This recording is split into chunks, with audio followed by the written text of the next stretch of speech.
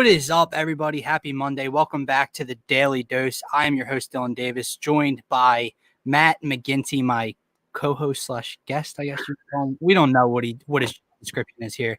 But anyway, the Daily Dose is brought to you by the Painted Lines Network. So if you're new to the channel, go subscribe to the Painted Lines YouTube channel and go check them out on Twitter at the Painted Lines. A lot of good content, a lot of great Sixers content going around right now, and a lot of good follows by that group. So Gint, first and foremost, let me ask you, the day after the Philadelphia Eagles 2020 season is officially over, how are you feeling? Dalel, this is both. It's more so Sixers. We're probably going to wrap up with Eagles. Whatever you guys tell us. Okay, this is an interactive show. If you guys want to call in, you don't have to show your face like us. You can just use your phone and audio, and I'll put the link in, and you can call in and chat with Gant and myself for the Sixers talk, Eagles talk, ask us a question, whatever you want to do. So you guys tell us today. The Sixers do take on the Charlotte Hornets tonight at home in a back-to-back against the Hornets after they beat the Hornets 127-112 on Saturday night. And the Sixers are coming together. They are an NBA best 5-1. Again, so again, how are you? I'm great. I didn't get to see much of the Magic game on New Year's Eve, but I watched it back and then didn't actually get to see much of the Hornets game, but I watched that back as well. So it was cool to see. Twitter obviously spoils how the game's kind of going, but obviously the Hornets. Well, dude, if you're DVRing a game, you got to stay off of Twitter. Well, I can't physically stay off Twitter. It's like my phone. Like when I unlock it, just my finger automatically goes to Twitter. Do you have a sickness? We'll call it what we want. It's a sickness like we have as Eagles fans. But anyway, let's start with the Sixers, Gant. George Ryder tuning in. Can we discuss this upcoming basketball matchup with Chris Bosh and Hero Ball? We're going to smoke you. Yeah. So this is our fantasy basketball league. Gant and I had to share a team because George dropped the ball and told us they needed two more teams. And really, there were too many people in the league. So me and Gant joined up, and we take on George Ryder tonight. And Hero Ball is about to get his ass kicked. Terrible lineup going tonight. But anyway, stop distracting me, George. So again, as I said, the Sixers, since our last show, and the Sixers beat the Toronto Raptors in an ugly win where they haven't been shooting the ball particularly well. People were having some worries about the offense and Danny Green, etc. And the Brooklyn Nets look dominant. And oh no, we need James Harden, and the Sixers barely beat the Raptors. The Sixers are starting to come together. That offense is starting to gel. Danny Green's hitting threes. Tobias Harris just announced about an hour or two ago, Eastern Conference Player of the Week. Yeah. After that dreadful first game, he's been lights out. Yeah, I mean, we talked about it for sure that everyone was, during that Raptors game, was panic mode, immediately hit in a game that we won, and we just didn't play well, which says a lot that if you can win a game when you're not playing well means, one, you have a really good coach, and two, that's a really good sign because once you start shooting the ball right, a.k.a. the last two games. I'm going to have to cut you off right there. What? Control your audio. Dude, I don't even know what's going on. Yeah, so then, I mean, you start to shoot the ball well. Next thing you know, you get two wins that were convincing wins, to say the least.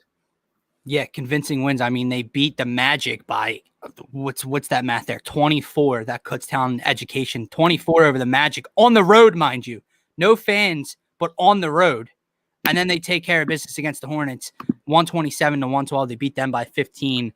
And really just two back-to-back buzzer-to-buzzer dominant performances by the Sixers team, one on the road, one at home, is something we haven't seen in quite some time, especially, but what was the thing we were trying to tell people again? Once we started to shoot the ball well, we were going to start blowing teams out. Thank you.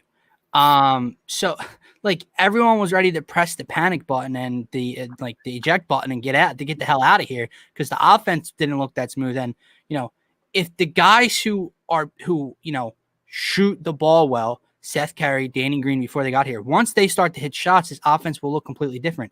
That's exactly what happened. So this is what I kind of want to do because I'm not going to bore people with a game that took place 4 or 5 days ago against the Magic. I'm not going to bore people with the Hornets game from over the weekend. I want to talk about player performances over the two games and how the offense really looked because we know what this defense is. They're one of the top defenses in the league so far. They held the Magic to under 100 points, Is that the third game? Is that the third team they've held to under 100 points this year again? I believe so.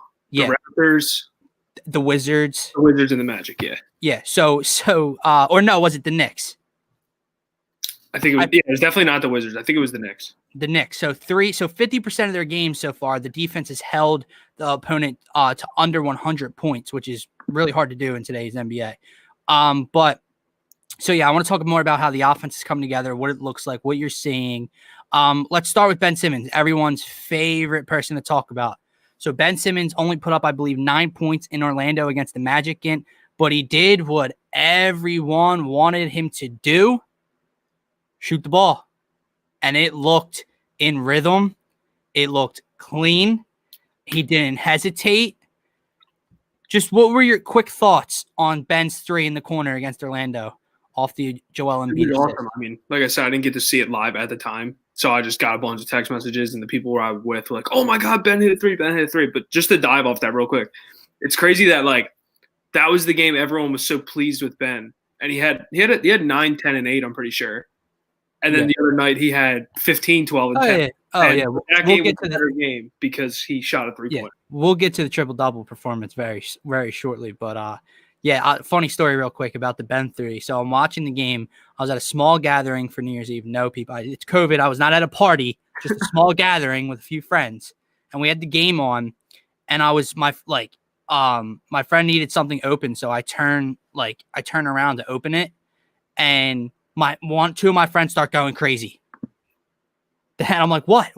Like, Ben just hit a three. I'm like, you got to be kidding me. So then my uncle texts me. Another one of my friends texts me. They're like, did you see it? I'm like, no, I haven't seen it. And then I see the replay. I'm like, oh, there it is. Literally 2 feet away from the TV, but missed it. So Ben hits a three. And to your point, Gin, I would say that a lot of people think that was a better performance than what he put up against the Charlotte Hornets on Saturday night. Yeah. You could tell just by, again, it's not the thing to go off, but if you just go on Twitter and you just look at the reactions of everybody. But I will say this also about Ben. It looked clean. It just looked clean. It was which is, I'm still on Team Ben. I'll always be Team Ben. But it's like, maybe we do put up a couple more of those. You know what I mean? But for now, they ran the same motion for that to happen against the Hornets. But was it LaMelo? No. Someone got over there in coverage and got around the screen. Because it's Joel, he doesn't bring the ball up, but he gets the ball at the top of the screen, top of the key, and like Ben kind of comes off a screen in the corner, and that sets up the kick to Ben in the corner. Yeah. So they tried to run it again.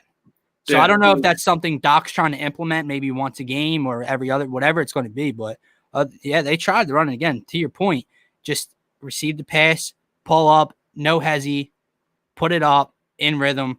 We have Jason Blevins joining us live right now. Oh, let me try to get him in here. There he is. What's up, guys? What's going on, Jason? How are you? Sorry to pop in on you like this. No, I like it. Or where are you, in the concourse area? Yeah, they don't open the floor. We can't get out to the floor there and shoot around right now. So till 5 p.m. So I saw you guys as I was walking into the arena. I saw you guys were live, so figured I'd hop on. All right, Jason, talk to us. We're talking about Ben Simmons for a second. We were kind of just, messing around with some of the fan base, saying that probably in a lot of people's eyes, Ben's 9-point performance against the Magic was more important than his triple-double performance against the Charlotte Hornets because he put up a three. What's more important to you? The fact that Ben Simmons shoots from the outside or shoots a three-pointer a game, or if he's just all across the board, 15 points, 14 points, but gets everyone involved, facilitates. What's more important to you? Well, what he does, controlling the game and getting them under control, keeping them from going on tilt, he is obviously the most important thing. But when the playoffs come, when the game is a half-court game, being able to create doubt in the opposing defense and make them respect you as a shooter, I think will be important. So I don't want to downplay it, but the guy is the queen of the chessboard, and that's what makes him great. It's not about any single strength or weakness.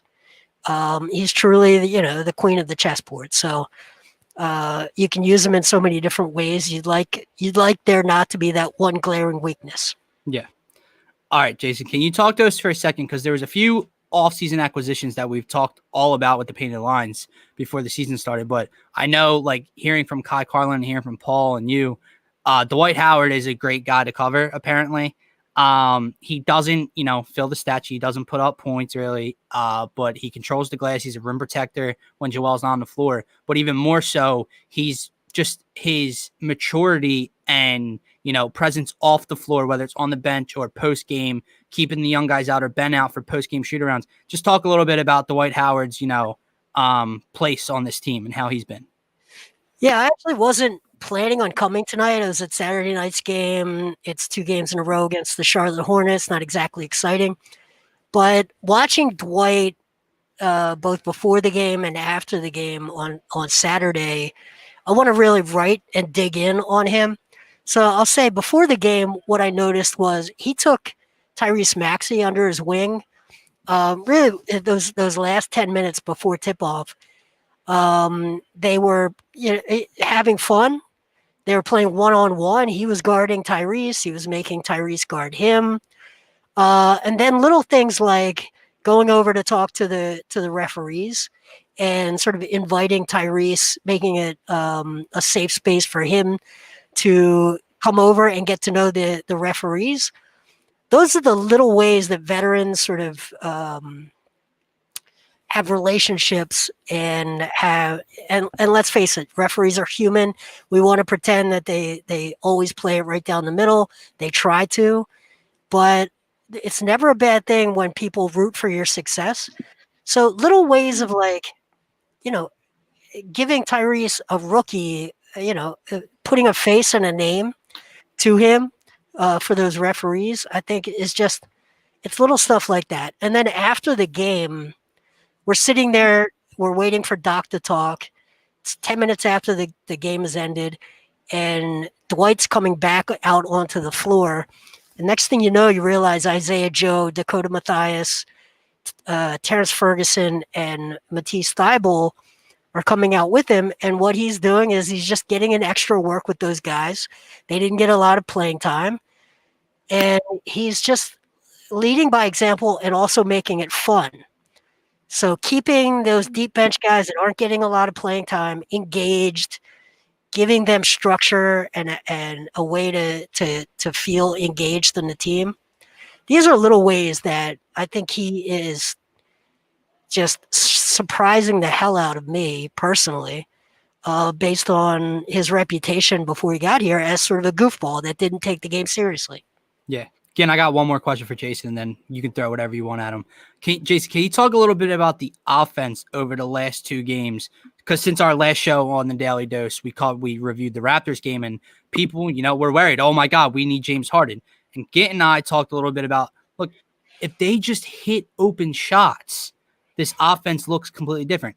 Is that the difference over the last 2 victories, or are we missing? Is Doc's system? Is he throwing out different looks in the system? What are you seeing from the offense over the last 2 wins? What I'm seeing is really like subtle ways that guys were open, and I think that the offense creates open shots.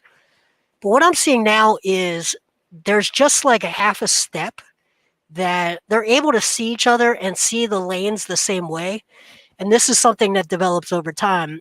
What I noticed most was Curry and Green started to be able to anticipate exactly where each other were going to be and find each other. And then Ben Simmons, really, I didn't think he had very good chemistry with Curry early in subtle ways, just not knowing really where to put the ball for Curry to get an easy, quick shot. Yeah. And sometimes it's as simple as, not just passing it to an open guy that he's got to sort of like lunge for to catch. Just because he's open and you technically didn't turn the ball over doesn't make it, conducive to a good shot. But hitting the shooting pocket in that pass where a guy can just in rhythm put it up, those are the things I think that you're starting to see. It's you're just guys are starting to find each other with touch passes that are hitting each other in the right spot where they can get in rhythm shots. Now, part of it's just the nature of an NBA season. Sometimes guys get hot, and when a lot of guys are hot at the same time, you have blowout wins. But I do think some of this is just, starting to finally build communication, chemistry on the floor. The question I have for you, it's a guy you brought up about coming back out for shoot-arounds, Terrence Ferguson. Like when we acquired him, when we traded Al Horford and we got Danny Green, I thought there was a chance we could possibly see him get some type of minutes on this team. Do you see any chance of an increased role at all with Mike Scott being out? No, not really, to be honest. I think that we've had this conversation around Matisse Thybulle. When you just look at the archetype of what they're trying to do is create stress on the opposing team in two ways: inside gravity with Joel Embiid, and outside gravity with their shooters, namely Curry and some of the others. And where Ferguson fits very much in that Matisse Thybulle sort of archetype, where he's a good defender, but I don't even think he's as good a shooter, quite frankly, just from having watched him and just watch him put up a bunch of shots before a game. I think Matisse has cleaner mechanics. So it's not really a knock on him, because I think he's shown his value to teams in the league in OKC. But it's just not a clean fit for what they're trying to do. He's not a guy that's going to create gravity for anyone else, which creates open passing lanes, open driving lanes for Tobias Harris.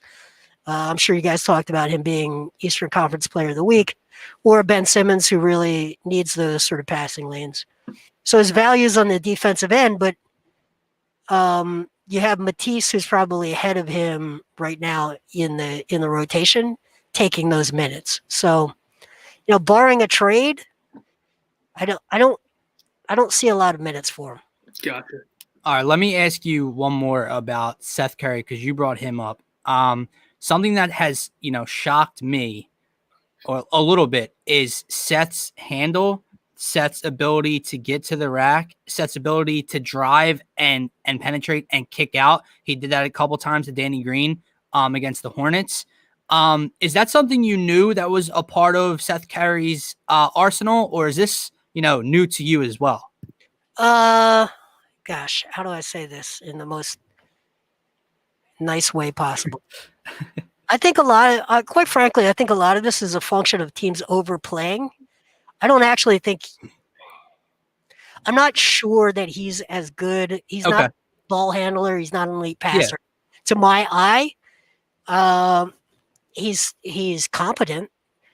The way he passes the ball to me is not elite point guard, NBA point guard. Yeah. It's competent.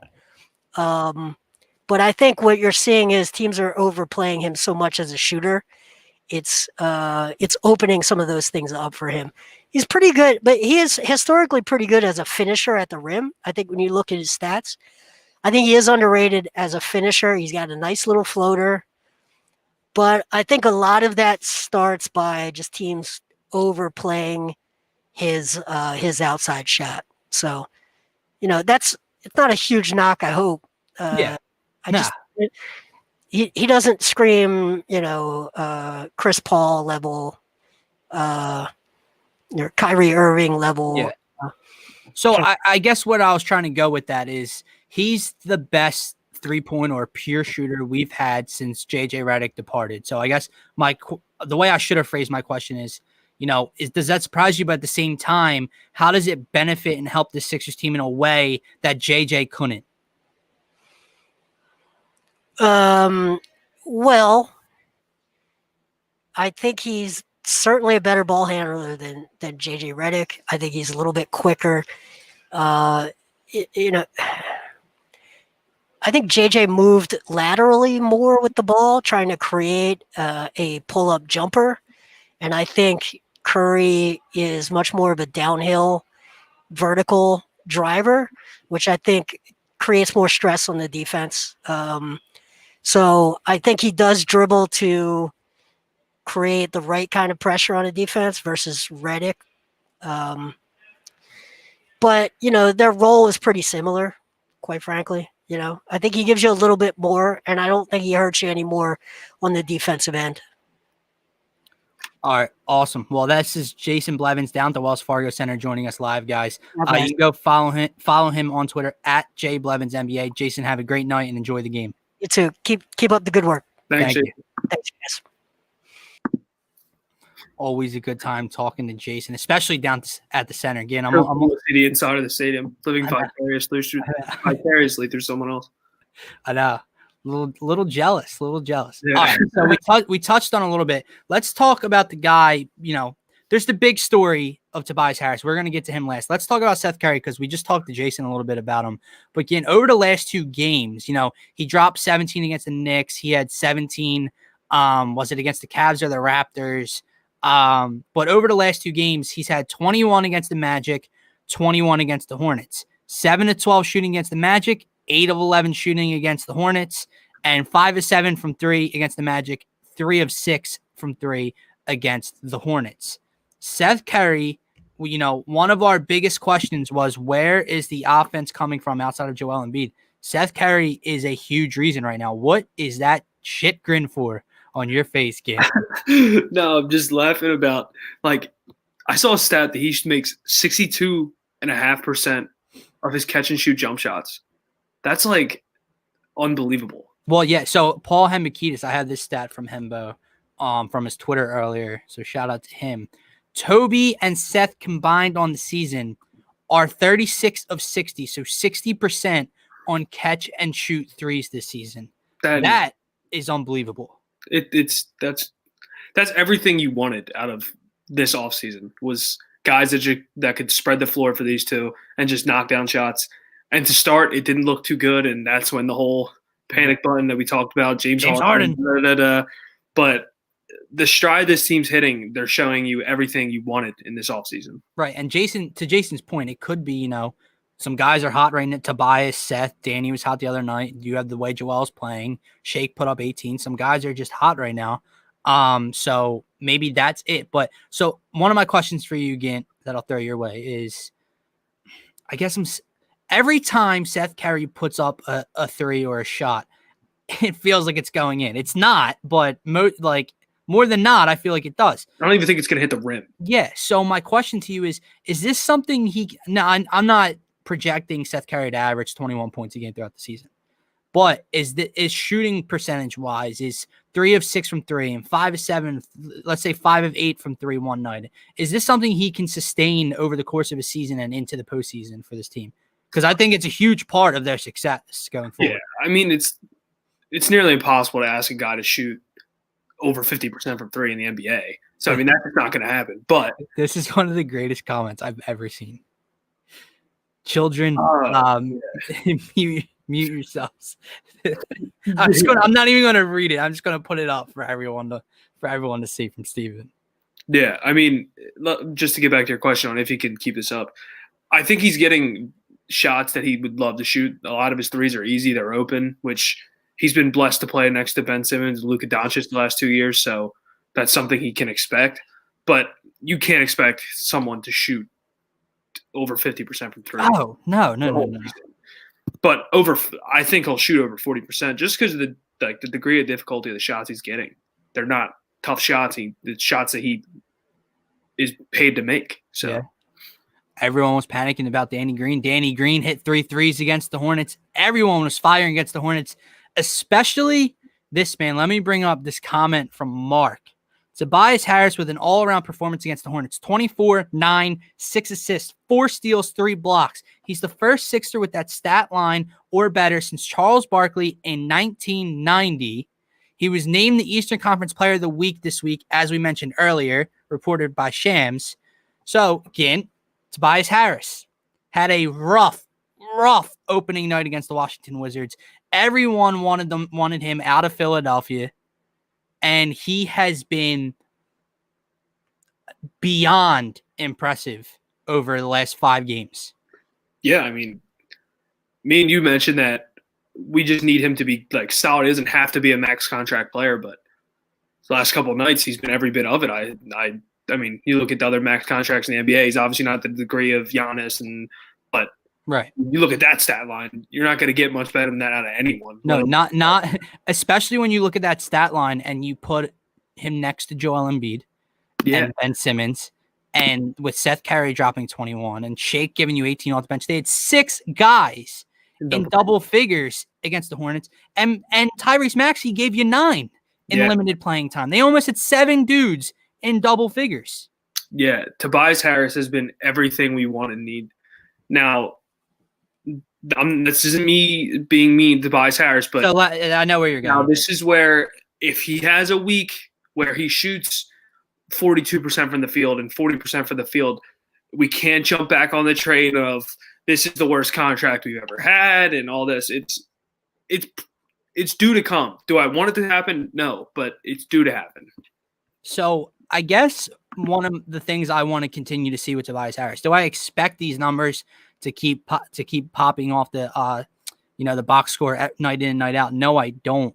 Are we going to need something close to it to be successful and to be a dominant team? Yeah, we are. Or yeah, we do, I should say. But here's my thing.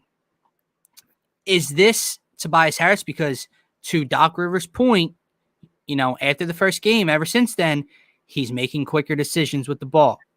He's getting shit. He's, there. I think I saw it 2 to 3 times on his 3-point attempts against the Hornets. It was like a bounce pass or a chest pass to the wing, and it was catch and shoot. There was no hesitation. There was no dribble to get to his spot.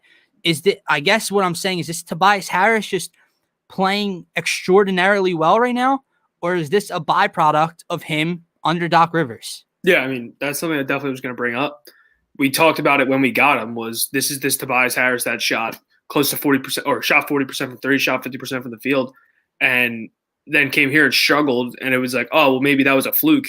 But now you put him back under Doc Rivers again, and again, he's playing the best ball of his career. So this very well could be what we can expect out of him. Again, you can't expect what he's been doing. Making 60% of his catch and shoot threes, that's, again, unworldly. But outrageous. Just one comment I want you to pull up is John's third comment up.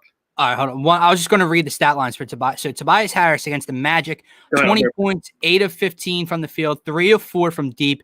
Versus the Charlotte Hornets, 24 points, 9 of 14 from the field, 4 of 7 from deep, along with everything else. He's contributing in a way on the defensive end. Ben Simmons alluded to it in one of his in his post-game press conference after the Hornets game about how much better he is on the defensive end of the floor now as compared to when he first got to the Philadelphia 76ers. Let me get to some of these comments here while Ginn is gone for a moment. Jonathan, this team isn't even a unit yet. Nice to see us beat up on bad teams. Can't wait to see what we look like versus Brooklyn. That's the one I wanted to address. So I completely agree. However, the only thing I'm going to say is if the Brooklyn Nets beat us, which is very possible, because it's also part of a back-to-back. Yes. With the Wizards, can we not overreact? Now, my question again really is, does Doc look at this, right? And knowing the media and the fan base, does Doc play Joel against the Wizards and sit him against the Nets? So if we if we lose, didn't have Joel Embiid, and don't let everyone's minds run wild. Whereas if he sits him against Washington and plays him against the Nets, and KD and Kyrie go off for 35 plus, and they beat us because I poke fun at them because they're now 3-4, and everyone thought they were unbeatable, which clearly isn't true. However, they're still more than capable to win the East or beat us. So that's something I'm looking forward to see. Does Joel Embiid play in both? If not, which one does Doc Rivers choose to sit him out of? I highly doubt he plays in both. And I don't know if NBA teams take this in consideration, but in my opinion, in a back-to-back, you want to secure one win. Yeah. And to secure a win playing Joel against the Wizards would be the smartest thing. Because, if you don't play him, we went wire to wire with the Wizards night one. Right. And then let's say KD and Kyrie both go for 35. And you can't really prevent that loss from happening. But, I'm not. Unless he plays both. The question is Thursday against the Nets a nationally televised game? Because if it is, I mean, I guess they could make up, the back tightness thing, and then he'd have a reason to sit. But I remember the NBA with the shortened season, they came out and said, you're allowed to use rest as, a reason of not playing unless it's a nationally televised game. Isn't that something they said this season? So, yeah. Yeah, we're on TNT, I'm pretty sure. Right. So, they could come out and say Joel is experiencing back tightness today. Yeah, we are. TNT on Thursday. Yeah, so, that's a thing. So, we'll see. Unless he plays it. How can you do that? What do you mean? You can sit for rest besides on a nationally televised game? Yeah. That's what I did. Well, because it's load management.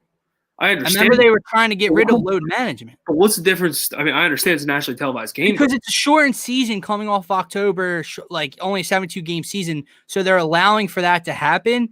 But if it's a nationally televised game, I think they want everyone. So they just want the rev. Yeah, basically. Okay. Basically. Silly. But, I don't know which one will play. I don't know if we'll play both. But if you had to make the decision, which I stated which one would I want, what would you want? I think I'd want if he doesn't play both, I'd go with the one. I'd go with him against the Wizards and not the Nets for two reasons. The reason that you stated, it's you want to get at least 1 out of 2 of a back-to-back, and also who's more capable of beating you with Joel Embiid on the floor? It's the Brooklyn Nets. And if you know this fan base, again, by the time you play the Brooklyn Nets on Thursday night, that will only be their 9th game of the season, I believe. Something like only their 9th. They won't even be 10 games in. And if the Nets beat us or beat up on us with Embiid healthy and on the floor, this fan base will lose its mind. James Harden will need to be on the next flight to Philadelphia in everyone's minds because we don't have enough to what it takes against the Brooklyn Nets in a 7-game series. Dude, I'm popular tonight. I don't know why. And I can't deal with that. I cannot deal with that. Hold on, give me 1 second. Come on, man.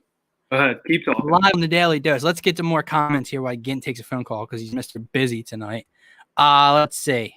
People, sorry I'm a little late to these guys. Jonathan says, people were panicking about Matisse too. We overreact like crazy in Philly. Jonathan, if you watch the show regularly, you know that I'm completely on board with you. This city has given me, this fan base has given me more gray hairs, made me mature more than I could have ever imagined at the age of 22 already because the way that they overreact. And Steven says, is Brooklyn coming off a back-to-back as well? It's a great question. I have no idea. Oh, look.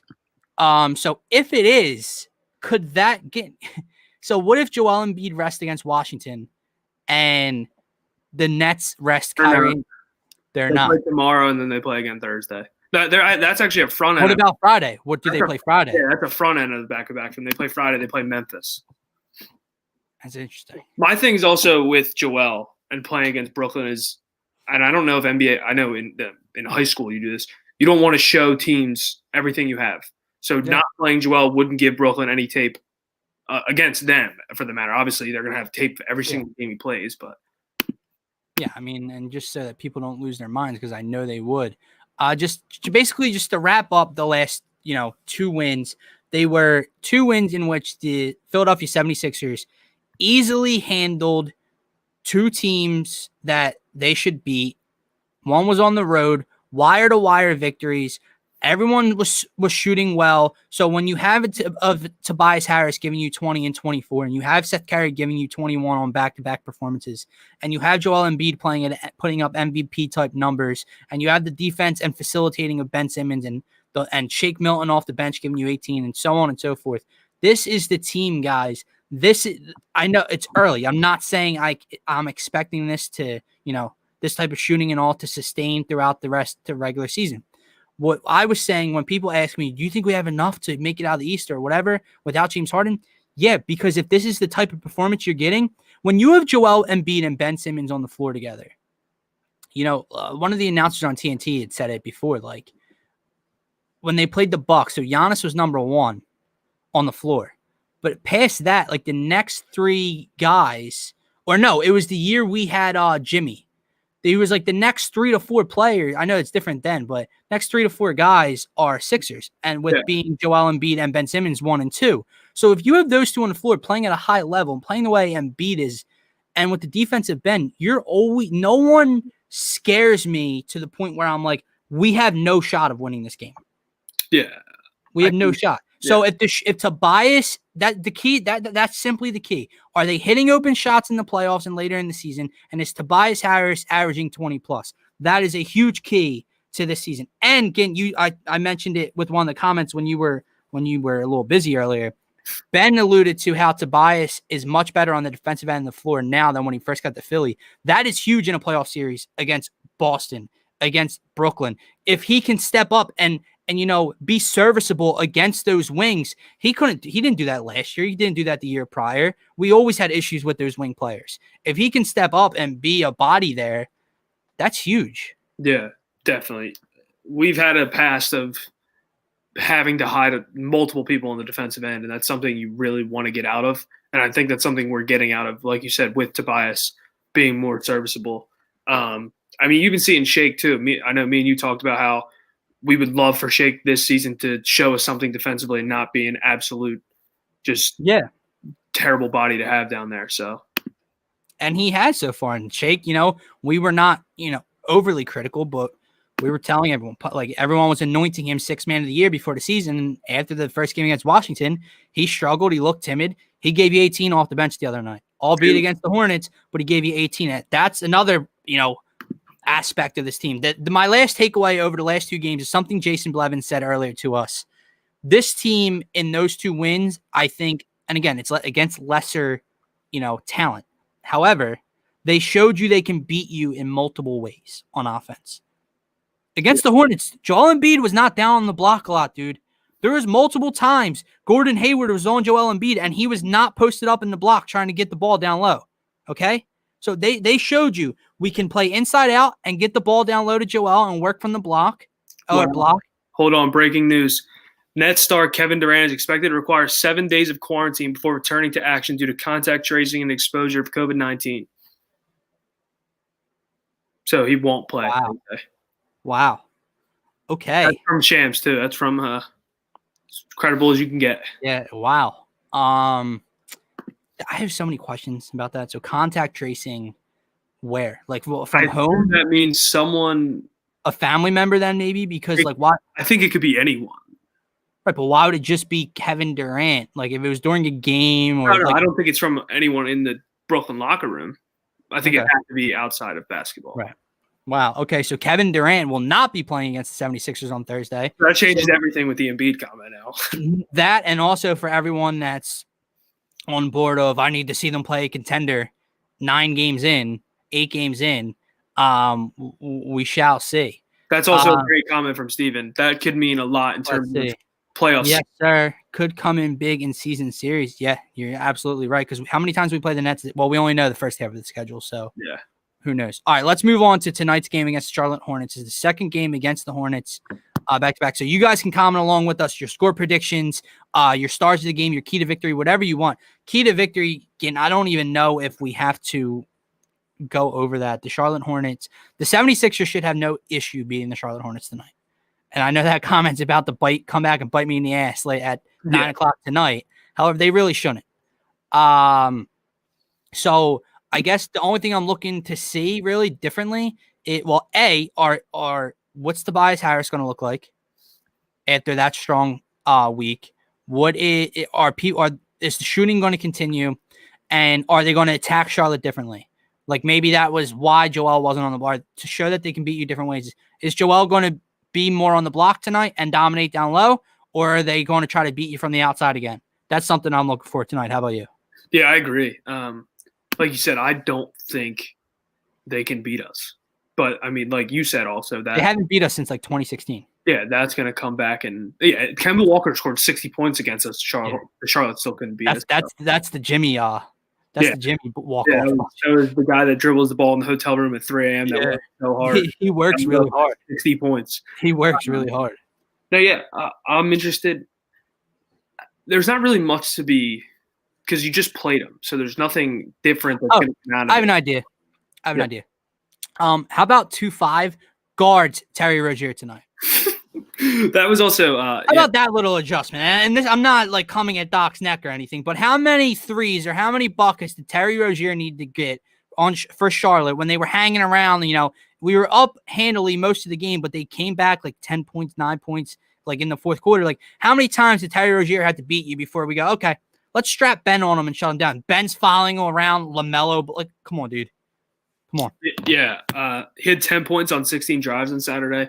That's a stat from Tiago. It's a really good stat. So yeah, I mean, if you look at just the scouting report of Charlotte from the other night, it's clearly Terry Rozier. Gordon Hayward almost shot them out of the game. So that's not something he'll probably go off tonight. I don't know who it's going to be, but someone's going to go off. So Graham will go off. Hayward, one of them's going to go off. LaMelo's not going to go off. That's just not going to happen. But he'd be the only one I'd like enjoy seeing play well. Why? I love LaMelo Ball. Oh my god! you might be kicked off the Daily Dose after that. There's nothing wrong with liking LaMelo Ball. I can't, dude. I can't. Steven here says Tiago is money. So Tiago, if you're watching this, buddy, your money. Your money. You're on fire tonight. Go follow him on Twitter. I believe it's at @tscabia, I believe. Great follow. He's a great. The way him and Brock, if you guys they just see basketball and if you guys don't follow Brock Landis or Tiago Scabia on Twitter, or if you don't follow their work on TPL's YouTube, you're missing something, because they see the game just through it in a tunnel. Like they just see it a different way. The way they can break down film and break down the game is when you just watch a basketball game. Yeah, they see all the off-ball movements that my eye just, when I go back and see their videos, I'm like, oh yeah, there it is. But when I'm watching the game live, I'm not picking up on an off-ball screen across the floor, the opposite of where the ball is, from Danny Green to open up Seth Curry. Okay, I'm just not seeing it. Right. Steven said it right here. It's a sharp lens. 100% correct. So let's continue with tonight's game. And then Mark says they see the game like a scout does. Yeah, they are great. Their videos are great. Their articles are great. A difference with a scout, if in terms of you're scouting one player, you only have to pay attention to one player. Yeah, it's very true. Analyzing every single person on the court. Yeah. Tiago's also not the biggest Jason Tatum fan, so go check out his work. If you don't know. 19 years old, it's unbelievable. All right, Gint. Who is you go first tonight? Your Daily Dose star of the game against the Charlotte Hornets tonight. You guys can comment your Daily Dose stars of the game as well. Who you got? We're not doing Joel. That's still a thing, right? Yeah. I'm gonna go with Ben tonight. I don't think it's gonna be tough for Tobias to repeat what he did the other night. So we'll make Joel available in the big games. So and against like good big men. Boston, the Lakers, those types of games, Joel can be available. But outside of that, no. So you went Ben? Yeah. That's a shocker. I didn't go with him like the last two times we predicted. Yeah. Oh, all right. So Ben Simmons is off the board as the Daily Dose star of the game tonight. I'm going to go with Tobias Harris. I think that it wasn't just a flash in the pan last week. I think he, at least for tonight, continues his solid performance, his solid shooting, continues to make quick, decisive decisions, gets to the rack, continues to play good defense. I think Charlotte showed you Saturday night they don't have anyone that can really stop him. So I'm going to go Tobias Harris. I think he plays well on both ends of the floor tonight. And he's going to be a key reason that the Sixers get to 6-1, the NBA's best after tonight. Score prediction and game prediction. Go. 120 to 100.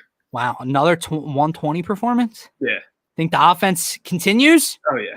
All right. I'm going to say a little less. 127. That is not easy to do in the NBA. I mean, I'm going to give the Sixers 116, Charlotte 102.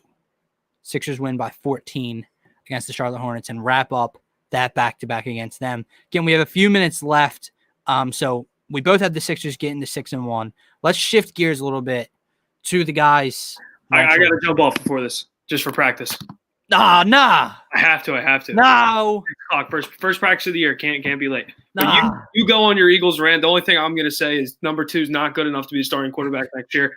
I'll talk to you. Thanks for having me on, Dill. See you again. All right, guys. I got about 5 more minutes with you. Mark, Steven, everyone, bear with me. It's my first time doing a show live streaming by myself. So, chime in the comment section and, throw out your 2 cents. So I want to talk about the Eagles for a second. So, I want to talk about this whole tanking situation that we saw last night with the Philadelphia Eagles. I think it was clear that Doug Peterson was not playing to win the game against the Washington football team last night for many reasons.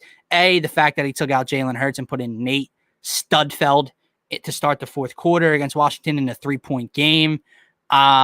B, the fact that he went for it down 3 in the third quarter, went for it at 4th and goal from like the 4.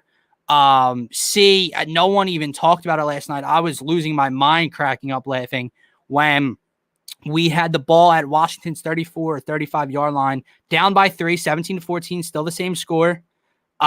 Kick a field goal. It's like a 50, 52-yard field goal. More like Jake Elliott can manage that, you would hope.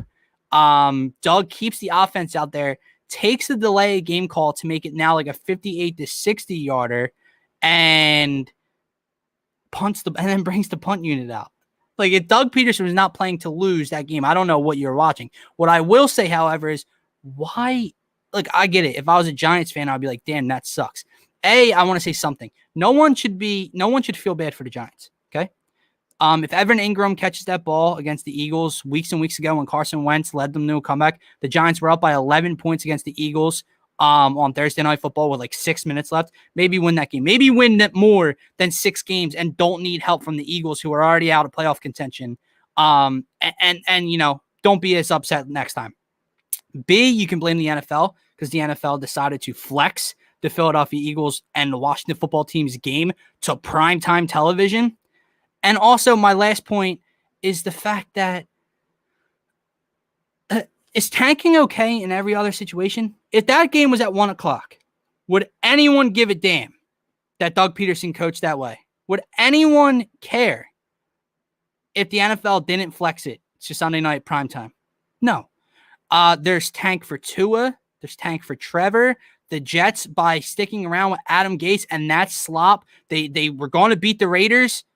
We came with an all-out blitz, got beat by Henry Ruggs a couple weeks ago. When they ended up winning a game a few weeks after that loss, people called them idiots. They can't even lose, right? They're openly tanking for the number 1 pick. The week after the Jets win a game, now the Jaguars can take control of the number 1 pick for Trevor Lawrence or whoever they want. The Jaguars go and start Mike Glennon. That's not tanking. The Pittsburgh Steelers. So this game, everyone wants to talk, playoff implications. Okay, let's talk playoff implications for a second.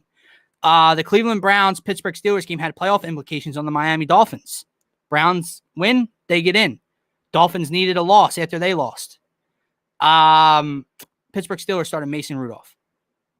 They had playoff implications. I know you didn't openly see it in the middle of the game, but had playoff implications, and they didn't put out their best guys. Okay. Secondly, everyone wants to talk about Doug Peterson. Now I want to talk about number 2 for a second. I'm only slightly kidding. No, Jalen Hurts, if you were playing to win that game, Jalen Hurts doesn't come out to start the fourth quarter. However, 7 of 20, 72 yards passing, an interception, and a passer rating of 25.4. And everyone, Darius Slayton tweeted from the New York Giants, why on God's green earth is Jalen Hurts not in this game? Saquon Barkley, Eli Manning, they're all tweeting. I don't know. Maybe if Jalen Hurts performed better in the first 3 quarters, he'd be in there. So now I want to ask you guys, Steven, Mark, whoever's still following with me, comment along. You know my stance on it. I want Carson Wentz to start the season in 2021. If he's not good, again, with different circumstances, whether it's Jamar Chase or Devontae Smith, healthy offensive line, a new OC calling the shots, whatever it is, if he still sucks, I'll be the first person to tell you that it's time to move on from Carson Wentz. But my question, put Carson aside, okay? Whether you hate him, whether you're Team Carson, whether you're an apologist, whether you don't like him and you want someone new. Has Jalen Hurts shown you guys enough to anoint him the starting quarterback of the Philadelphia Eagles? Because in my mind, I literally had an argument last night with a friend in a group chat that is, look, you can call me a Carson apologist. He's a Carson hater. No matter what Carson does, there's something wrong with the way he's playing. Okay, that's that kind of guy. He told me that Jalen Hurts is still the future. And I'm not trying to be overly critical or rude towards Jalen Hurts. He seems like a great kid. I'm not saying he can have success in the NFL, but through 4 games, Jalen Hurts as a starter is 1-3, with his lone win coming against Taysom Hill and the Saints on their third game, their third straight road game with the Chiefs the following week. So there's circumstances there, guys. So he's 1-3 there. Sorry, I got a little sidetracked. He's had 9 fumbles and 4 interceptions. He started in basically 4.5 games, and the little package he was in earlier in the year. So he turns the ball over just as much. And the offense, everyone wants to sit here and tell me, oh, look how much better the offense looks. Look how much better. Look at the wide receivers. Look at the offensive line. Really? Really? I guess for a few possessions here and there, the offense looks better earlier in the game. Let's run through the numbers now. And I know he didn't play in the fourth quarter, so he only played the third quarter, so that's 1 quarter of the second half. So now in 4 starts in the second half, excluding the fourth quarter, so 7 quarters, the Philadelphia Eagles offense has compiled 13 second half points under Jalen Hurts in the second half of games. Offense looks better? Really?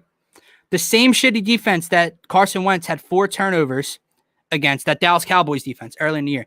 The Eagles won that game by double digits. They covered the spread. Carson Wentz looked terrible, not defending his play, but they won, and everyone wanted him benched. Jalen Hurts plays the same defense. No difference in that Cowboys defense. Season on the line. After the 14-3 mark, he was outscored 34-3. Had 3 turnovers, and they lost the game, 37-17? Okay. And again, this isn't a shot at Jalen Hurts. This isn't me saying that Carson Wentz played well and didn't deserve to be on the bench the last 4 games, because he did. This is for everyone out there that told me that Jalen Hurts, after 1 win against the Saints, was the future of this team. It's time to move on from Carson Wentz. It's everyone that told me all the issues on this team were Carson Wentz's fault earlier in the year. He turns the ball over too much. You plug in Jalen Hurts or another quarterback, things change. Really? 1-3 seems like a lot of change. 13 points in the second half in 7 quarters. Seems like the offense really plays well. Doesn't matter if he threw for 400 yards against the Cardinals and had 4 touchdowns. Doesn't matter if he threw for 300 plus yards against the Cowboys. Blank stats. Lots of turnovers, just like Carson Wentz was, and it's all a byproduct of this organization, this team, the play calling, the offense, everything. And the only other argument I get, Dylan, 5th-year starter, paid to be the guy versus rookie with a short offseason. No. I get it. That's definitely a point, okay? But there's circumstances. Carson Wentz had not the same guys, okay? Mac Hollins was here last year. Different offensive line play, but nonetheless had shitty supporting cast last year, had injuries all over the board last year on both sides of the ball, overcame it with hero ball, 9-7 home playoff game before he gets hurt. The Eagles, literally the definition of insanity to think that you can continue to do the same thing and you'll get a different outcome. They put out the same slop out there with them this season, and he couldn't overcome it. Okay? Jalen Hurts comes in. He can't overcome it. 400 yards, 4 touchdowns, 300 yards, a touchdown. Doesn't matter how well or not well the QB is playing. The team isn't good enough. And let me, before I wrap up, get to a couple questions here. Shane from TPL. What's up, Shane? Did you see someone dug up Orlovsky's tweet 3 months ago and saying people shouldn't win so they can get Lawrence and then bless the Eagles win last night? Yes, I'm a huge Dan Orlovsky guy. However, he is under some scrutiny from myself and other people on Twitter because he noted the Eagles last night. After the Eagles lost, he went in his iPhone notes and, kind of blasted the Eagles that you should never play to lose. It was a disgrace to the NFL. It was a disgrace to everyone on the field that night. And then he makes fun of, the Jets for winning a game or how everyone should tank.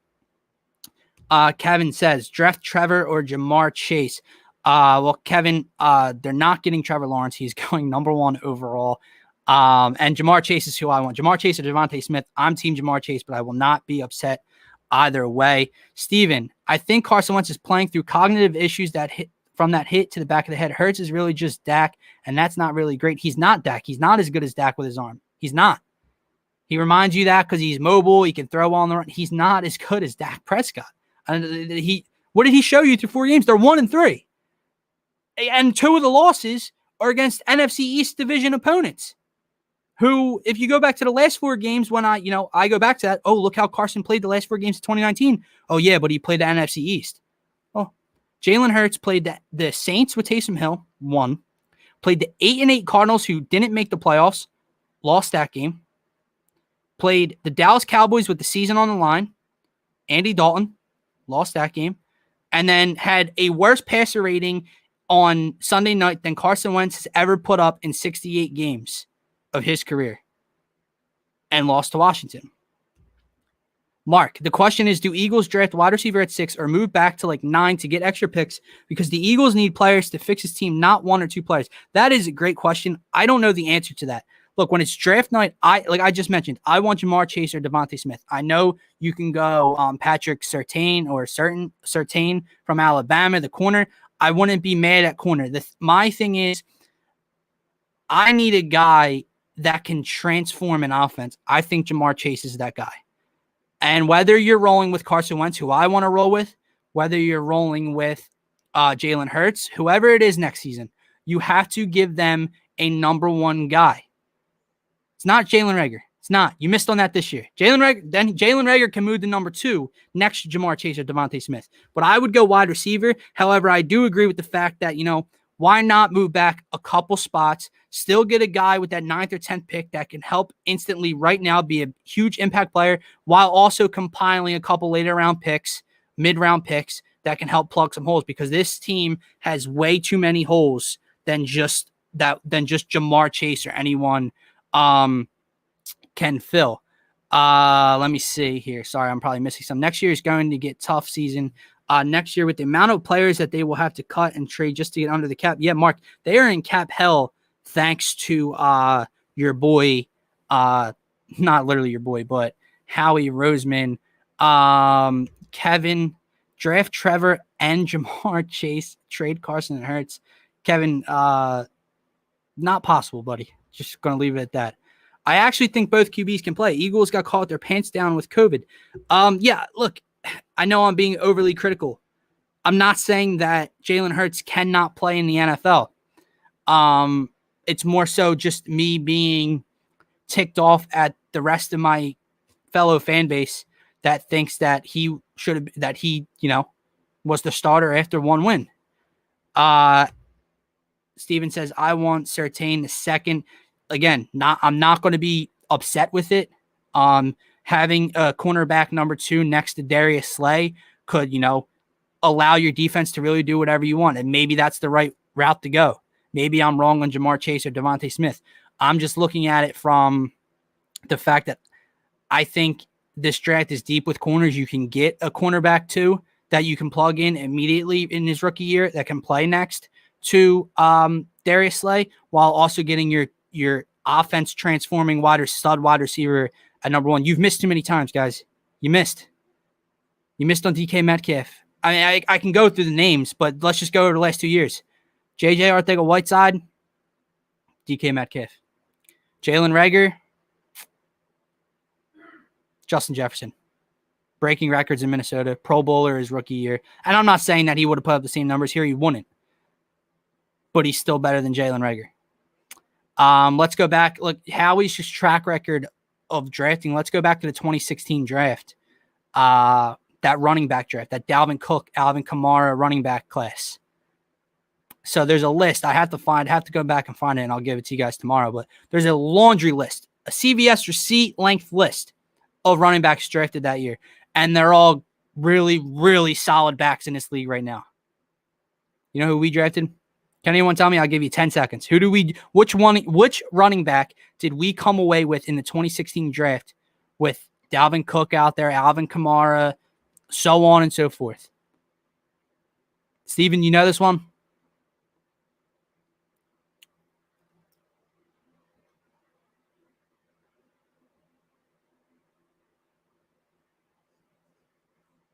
All right. Donnell Pumphrey. Yep. Donnell Pumphrey is who Hallie Roseman tried to be the smartest person in the room. And that's where we got. I want to wrap up the show by also saying being the smartest person in the room has yet to work for Hallie Roseman and the Philadelphia Eagles. And for everyone saying, Doug and Carson can't work together, I don't know if they can. I've been on record saying I don't think they can. There's a disconnect there, but maybe I'm wrong. I hope I'm wrong. It seems like Doug in his press conferences lately wants to get Carson right for the 2021 season. If Carson doesn't want to be here, I don't know. But for everyone saying trade Carson, start over with Hurts and Doug, which NFL franchise, when they've had to move on from one of the two, what do NFL franchises pick? The franchise guy they paid to be, the franchise quarterback, or the head coach?